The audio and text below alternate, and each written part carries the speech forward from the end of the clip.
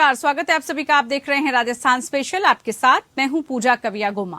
प्रधानमंत्री नरेंद्र मोदी को लेकर दिए गए बयान के मामले में बीजेपी विधायक मदन दिलावर द्वारा पेश इस्तीगा की सुनवाई पर कोर्ट ने पुलिस को मामला दर्ज कर जांच रिपोर्ट पेश करने का आदेश दिया। मामले को लेकर दिलावर के वकील एडवोकेट मनोज पुरी ने बताया कि मार्च के महीने में महावीर नगर थाने में रंधावा के खिलाफ शिकायत दी थी। पुलिस ने मामला दर्ज नहीं किया, जिस पर दिलावर की तरफ से कोटा में अपर मुख्य न्यायिक मजिस्ट्रेट क्रम 6 में कांग्रेस प्रभारी के खिलाफ इस्तेगासा पेश किया गया था। कोर्ट ने सुनवाई करते हुए महावीर नगर थाना पुलिस को दिलावर के प्रार्थना पत्र पर मामला दर्ज करने के आदेश दिए और पुलिस को जांच रिपोर्ट पेश करने के लिए भी कहा।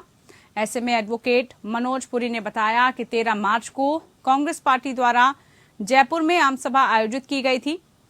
कांग्रेस के प्रदेश प्रभारी सुखजिंदर सिंह रंधावा ने भाषण दिया था कि अडानी को मारने से कुछ नहीं मिलेगा, मोदी को खत्म करो। मोदी खत्म हो गया तो देश बच जाएगा, अगर मोदी रहा तो देश बर्बाद हो जाएगा। रंधावा द्वारा भीड़ के बीच देश के प्रधानमंत्री के खिलाफ हेट स्पीच दी गई।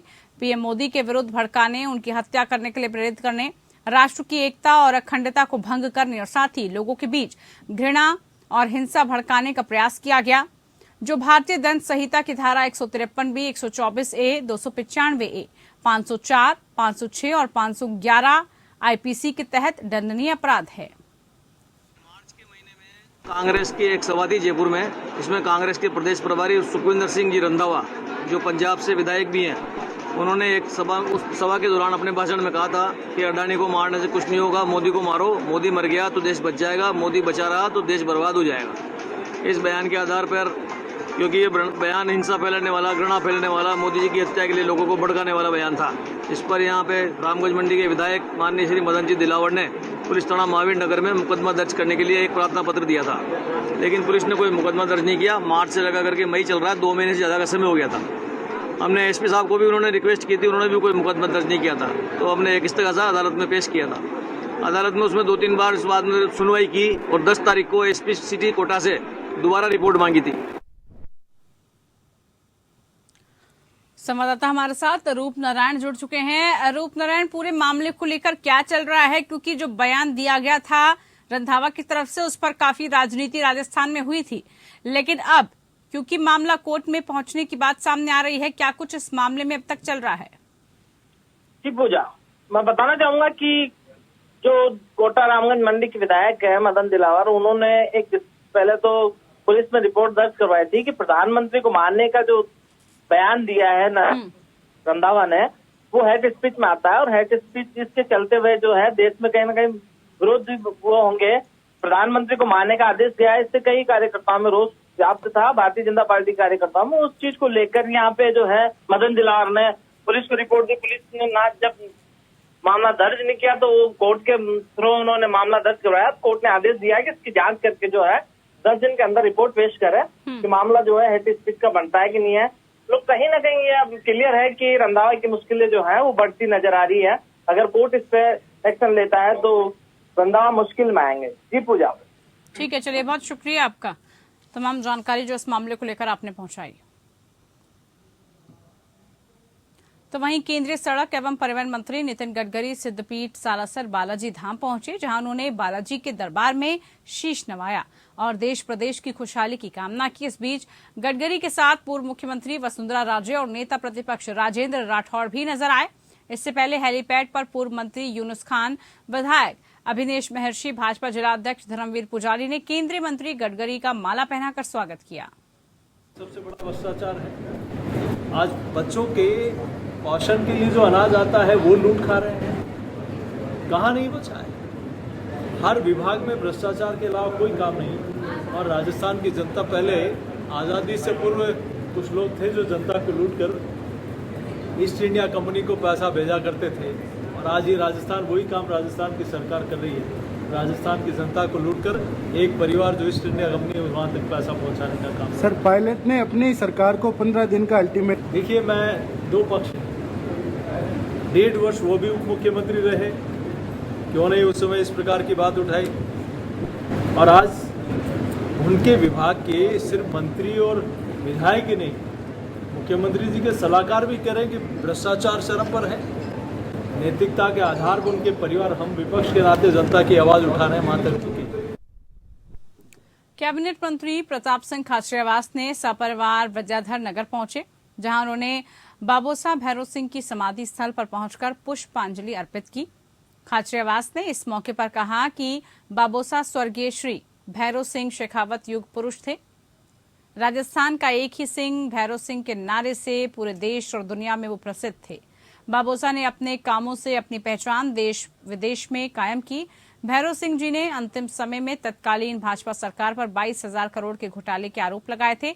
अंतिम समय में भाजपा नेताओं की बेरुखी से भैरव सिंह शेखावत बहुत नाराज भी थे। उस वक्त मैं कांग्रेस का विधायक बन चुका था।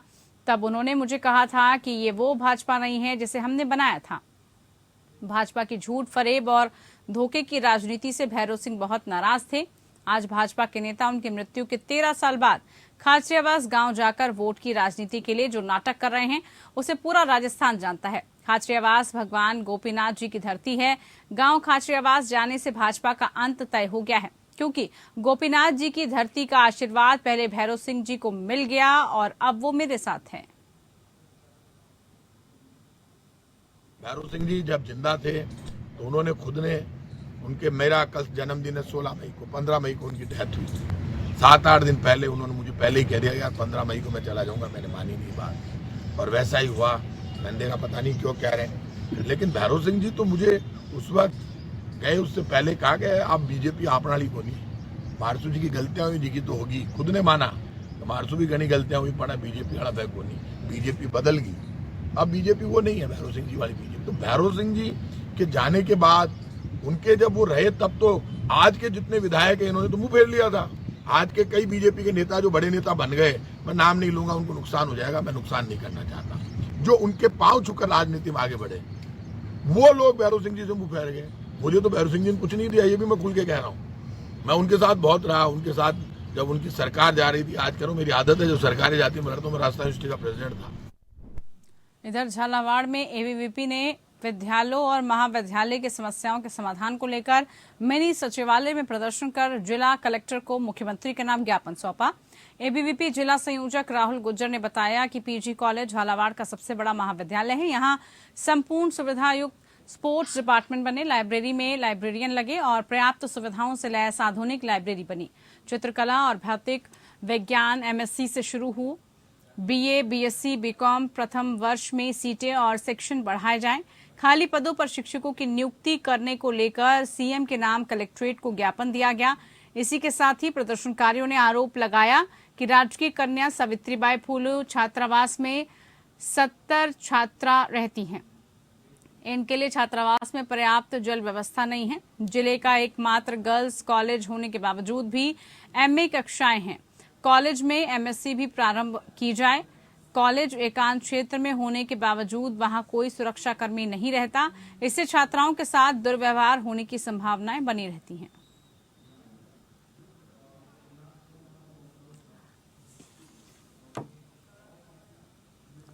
रूपनारायण सावरिया हमारे साथ जुड़े हैं इसी पर ज्यादा जानकारी के लिए। रूपनारायण, बताइए जरा क्या कुछ चल रहा है? विरोध प्रदर्शन एबीवीपी की तरफ से किया गया, वजह क्या है और क्या कुछ असर उसका दिखा?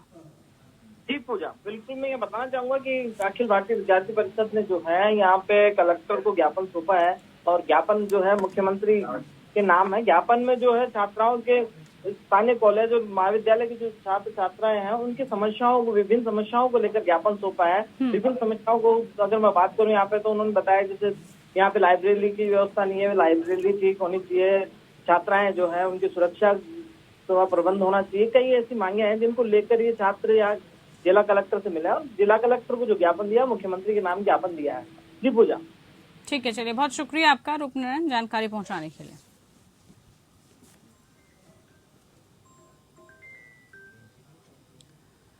खबर अजमेर से है, जहां पर आदर्श नगर थाना के अंतर्गत रेलवे ट्रैक पर एक प्रेमी युगल ने ट्रेन के आगे छलांग लगा दी, जिसमें युवक की मौके पर ही मौत हो गई। युवती गंभीर रूप से घायल बताई जा रही है, जिसे इलाज के लिए जेएलएन अस्पताल में भर्ती किया गया। घटना की जानकारी देते हुए जीआरपीएफ थाना अधिकारी फूलचंद ने बताया कि आदर्श नगर थाना क्षेत्र स्थित रेलवे ट्रैक पर दोपहर में इंदौर जोधपुर गाड़ी के आगे प्रेमी युगल ने छलांग लगा दी, जिसमें युवक की मौके पर ही मौत हो गई, जिसके शव को पोस्टमार्टम के लिए जवाहरलाल नेहरू की मोर्चरी में रखवा दिया गया है। गंभीर रूप से घायल युवती का इलाज चल रहा है। बलोटिया ने बताया कि मृतक युवक और घायल युवती सरवाड़ खीरिया के रहने वाले हैं। लड़की की शादी 2 महीने पहले हुई थी।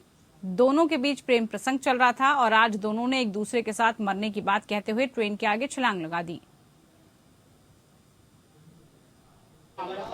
अभी 2-2:30 बजे इंदौर जोधपुर जो गाड़ी आती है उसके सामने एक युगल प्रेमी एक लड़की हेमा जिसका नाम है और लड़की का नाम गोपाल रेगर है। इन्होंने गाड़ी के सामने आके सुसाइड के हिसाब से कूद गए थे दोनों। ये शायद एक दूसरे में हो सकता है प्रेम करते हो। लड़की की अभी शादी 2 महीने पहले होना बताया है। लड़की जो है वैष्णव समाज की है, लड़का रेगर समाज से, सरवाड़ खीरिया के रहने वाले हैं और बाकी और जानकारी हम इसकी ले रहे हैं। ये आज की घटना है, आज ही आए शायद। कोई गुमशुदगी की रिपोर्ट ऐसा अभी जानकारी ले रहे हैं हम। कहाँ के हैं ये लड़के? ये खीरिया सरवाड़ के रहने वाले हैं दोनों। अब क्या कंडीशन दोनों? एक की डेथ हो गई, लड़के की तो डेथ हो गई है और ऑन स्पॉट ही वहीं, और दूसरी भी लड़की जो है हेमा उसका जेर इलाज चल रहा है अभी। कहाँ पर हुआ है? आदर्श नगर जो रेलवे स्टेशन है उसके पास। कौन सी ट्रेन थी? ये इंदौर जोधपुर। चलिए, संवाददाता हमारे साथ जुड़ चुके हैं रूपनारायण। जानकारी मिली यहाँ पर कि 2 प्रेमी युगल, एक प्रेमी युगल जिसने ट्रेन के आगे कूदकर अपनी जिंदगी को समाप्त कर लिया। फिलहाल जो स्थिति है युवती की वो क्या बताई जा रही है? मुझे यहाँ पे जो लड़की घायल है उसको डॉक्टरों ने इलाज शुरू कर दिया और जो उसकी स्थिति है वो स्थिर बनी हुई है। अभी कुछ कहा नहीं जा सकता।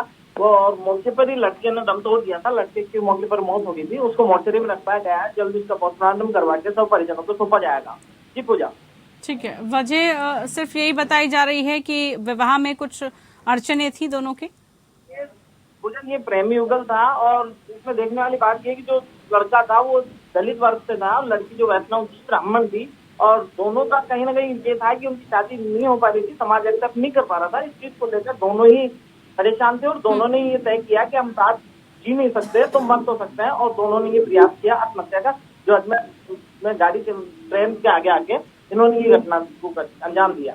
ठीक है, बहुत शुक्रिया रूपनारायण जानकारी के लिए।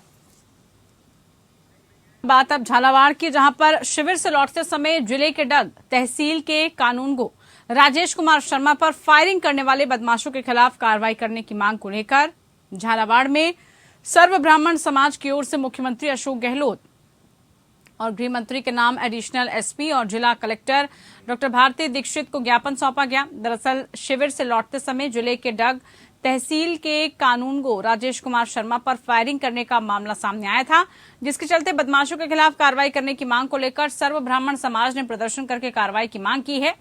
ऐसे में आरोपियों को गिरफ्तार करने के लिए 3 दिन का समय दिया गया है। ब्राह्मण समाज पदाधिकारियों ने बताया कि डग तहसील के कानूनगो राजेश कुमार शर्मा, जो कि पिपलिया खुर्द में महंगाई राहत शिविर समाप्त होने के बाद घर लौट रहे थे, उस समय बदमाशों ने फायरिंग कर दी उन पर। इसमें वो गंभीर रूप से घायल हो गए। घटना के बाद उन्होंने पुलिस थाने में जाकर वारदात की जानकारी दी, लेकिन पुलिस ने अस्पताल में भर्ती करने के अलावा कोई कार्रवाई नहीं की। अभी भी अपराधी पुलिस गिरफ्त से दूर है।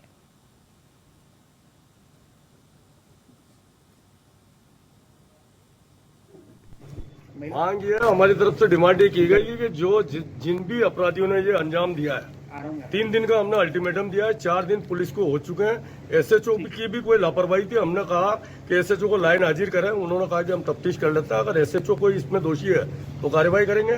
3 दिन का पूरे समाज ने अल्टीमेटम दिया है कि 3 दिन बाद अगर अपराधी गिरफ्तार नहीं होते उस स्थिति में झालावाड़ बंद या जो भी प्रशासन के खिलाफ हमारा रोष होगा उसके लिए पूरा समाज मतलब एकजुट होकर प्रशासन के खिलाफ। किस पे हुआ था हमला?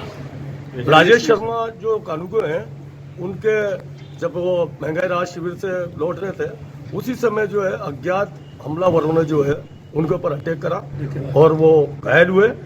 एसएचओ की लापरवाही ये रही क्योंकि समय पर पहुंचना चाहिए था। वो तो ठीक है कि भाई गोली अगर कहीं और लग जाती तो और वो आदमी अगर नहीं रहता तो उसकी जिम्मेदारी कौन लेता। खबर हनुमानगढ़ के नौहर से है, जहां क्षेत्र के गांव जसाना के 17 KNN में एक युवक की लाठियों से पीट कर हत्या करने का मामला सामने आया। 27 वर्षीय मृतक जसाना गांव का निवासी था। बताया जा रहा है कि मृतक सुभाष अपनी पत्नी के साथ मोटरसाइकिल पर जा रहा था, तभी आरोपियों ने एकमत होकर उस पर हमला बोल दिया और लाठी डंडों से उसकी पिटाई की। घटना में मृतक की पत्नी की भी चोटें आई हैं। आरोपियों ने मृतक के साथ पहले मारपीट और फिर बंधक बनाकर उसे अपने साथ ले गए और घर पर बांधकर उसकी बेरहमी से पिटाई की, जिससे वो गंभीर रूप से घायल हो गया। पत्नी की सूचना पर पुलिस आरोपियों के घर पहुंची और सुभाष का फिफाना चिकित्सालय भर्ती कराया गया, जहां उसकी मौत हो गई। पुलिस ने इस संबंध में मृतक के भाई रामदास की सूचना पर कई लोगों के खिलाफ हत्या का मुकदमा दर्ज करवाया।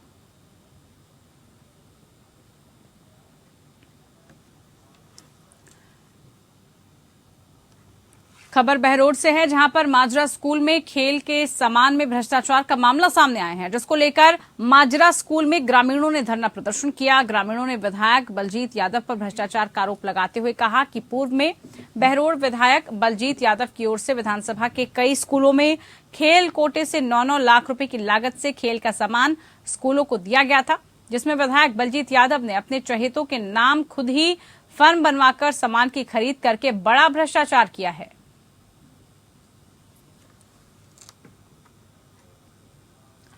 विराटनगर थाना क्षेत्र में पुलिस ने बड़ी कार्रवाई करते हुए तेजपाल हत्याकांड में 2 साल से फरार 5000 के इनामी को गिरफ्तार किया है। मामले को लेकर थानाधिकारी राम सिंह ने बताया कि 10 मई 2021 को रात्रि के समय वार्ड नंबर 15 विराटनगर में तेजपाल गुर्जर अपने मकान में सो रहा था। तभी रात में जीप से बदमाशों ने मकान में घुसकर तेजपाल पर अंधाधुंध फायरिंग कर दी, जिससे तेजपाल गुर्जर के सिर में गोली लगने से उसकी मौत हो गई। मामले में फरार अन्य आरोपी की तलाश जारी है।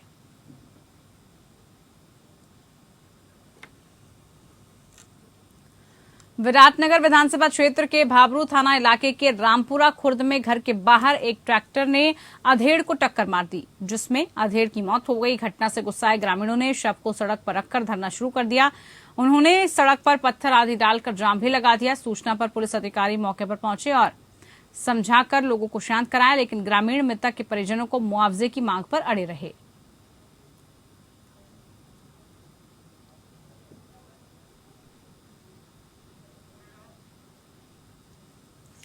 तो एक ट्रैक्टर ने अधेड़ को कुचल दिया, जिसके बाद उसकी मौत हो गई। अब मृतक के परिजन मुआवजे की मांग को लेकर डटे रहे। हालांकि पुलिस ने काफी कोशिश की कि इनको शांत करवाया जाए, समझाया जाए मामले को, लेकिन उसके बावजूद भी जो मृतक के परिवार वाले हैं वो इस उम्मीद में है कि उनको मुआवजा मिले, और जो गुस्साए ग्रामीण हैं वो इसी वजह से धरने पर बैठे हुए हैं। तो शव को सड़क पर रखकर विरोध प्रदर्शन किया गया परिवार वालों की तरफ से।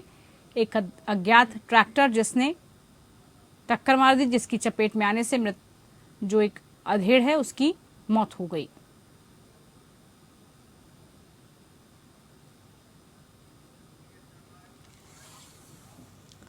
चलिए इसी के साथ राजस्थान स्पेशल में फिलहाल के लिए इतना ही। नमस्कार।